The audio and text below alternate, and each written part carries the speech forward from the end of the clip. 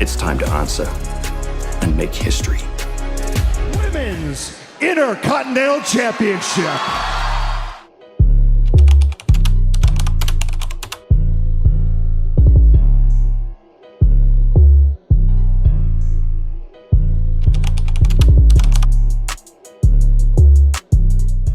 Hey guys, we're here at the Pink Square Circle. We will talk about today why women's United States and Intercontinental champions have a problem.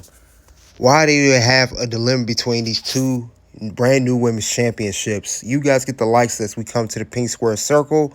We're going to talk about the new championships of the women's United States and Intercontinental championships that we have had now for the past 2 months combined, with the new Women's United States Championship in December, and most in a month after that in January, the Women's Intercontinental Championship.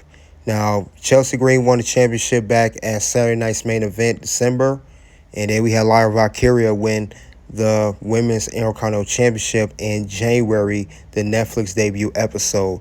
But I'm going to go over these situations of why these titles may have been a bad idea. Ring. We're talking about her as champion. We're talking about how she won the championship back in December. So we know with that, she really hasn't done much with the championship. If you look here, with story-wise, oh, that's the wrong one. Excuse me. If you look here with the Women's United States Championship, if you looked at, Chelsea really had no story. The only story she had since she won back in December of 2024, she defended the title twice against Michin. One of them, the last one she had was on the 3rd of January, 31st. I'm sorry, the 31st of January, and it ended in DQ. It was a 6-minute match. Not long at all tell the story. That's what she cheated. And she always used Piper and Ivan for the story. Now, the other time, she did defeat her 8 minutes back in the January 10th episode. So we know that as well with Chelsea Green. But besides Michin, I think a new story should be told with Chelsea Green as champion. Because I think when you do like that, I think it's going to make more sense. Because it'll bring more. You want to bring prestige to the title since Chelsea is the first champion. We got to keep that in mind. She's the first champion, the inaugural champion. This is a brand new title. With this going on and no story being built, it really don't bring no prestige to the title. It really doesn't do anything.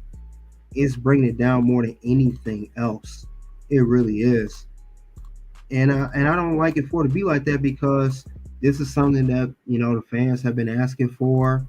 And I asked for it too, but if it's going to be done like this is not going to work as Chelsea as your Women's United States champion. I mean, other than Michin, which we know is so predictable now, she really hasn't done nothing significant to elevate this title in a story. And it's not her fault. It is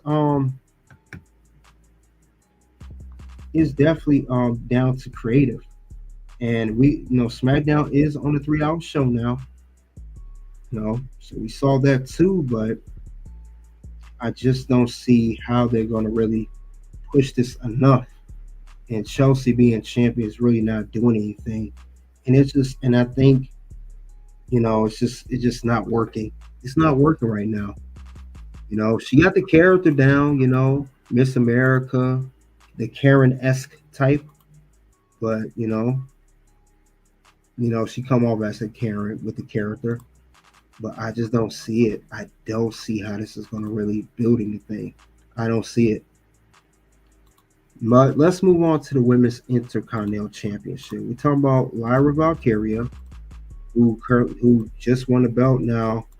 Now, she won it actually the Raw Netflix debut at the tournament, defeating Dakota Kai. Now, she didn't have the belt. Chelsea had the belt for 60 days. She had her belt for 30. So with her thing, with her championship, she has not. There's no story built because she has never defended the belt yet. She's never defended the belt yet at all, and that's unfortunate though. It really is. I'm trying to see, we Lyra, like I said, a great talent. I'm not denying I'm not denying her talent. I'm really not.